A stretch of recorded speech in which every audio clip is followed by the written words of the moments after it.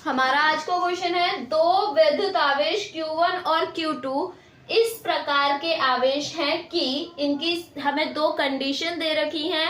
तो हमें बताया गया है कि भाई Q1 और Q2 अर्थात दोनों आवेशों का जो गुणनफल है, यदि वो 0 से बड़ा हो तो क्या कंडीशन होगी, और यदि वो 0 से छोटा हो, क्या Q1 और Q2 का गुणनफल यानी दोनों आवेशों का गुणनफल। तो यानी पहली जो स्थिति होगी जब दोनों आवेशों का गुणनफल 0 से बड़ा होगा, तो 0 से बड़े का अर्थ है एक तरह से या तो 0 से बड़ा कह दे या फिर धनात्मक कह दे, पॉजिटिव कह दे।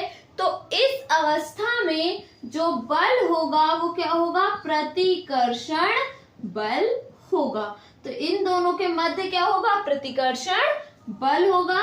और इसका अर्थ है कि हमारे जो आवेश हैं Q1 व Q2 ये दोनों समान प्रकृति के होंगे, तभी प्रतिकर्षण होगा।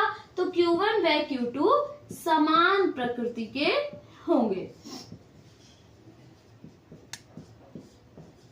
ठीक है। और इसी तरीके से अगर हम देखें दूसरे वाले कॉन्सेप्ट में, यानी सेकंड वाले जो है हमारे पास, यदि दोनों आवेशों का गुणनफल 0 से कम आता है, अर्थात 0 से कम मतलब नेगेटिव यानी ऋणात्मक, तो इस अवस्था में इनके मध्य लगने वाला जो बल होगा वो क्या होगा, इस ऊपर वाले का विपरीत अर्थात आकर्षण बल होगा। और इसका अर्थ है कि जो आवेश है हमारे पास Q1 व Q2 ये दोनों आवेश एक दूसरे के विपरीत प्रकृति के होंगे। तो Q1 व Q2 क्या होंगे, एक दूसरे की विपरीत प्रकृति के होंगे।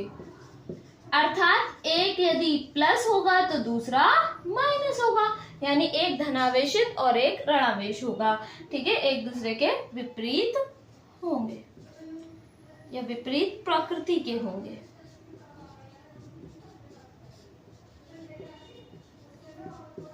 तो इस तरीके से हम इस क्वेश्चन को सॉल्व करेंगे। तो ध्यान रखिएगा, अगर हमारे पास गुणनफल 0 से बड़ा है तो प्रतिकर्षण और 0 से छोटा है आवेशों का गुणनफल तो आकर्षण बल।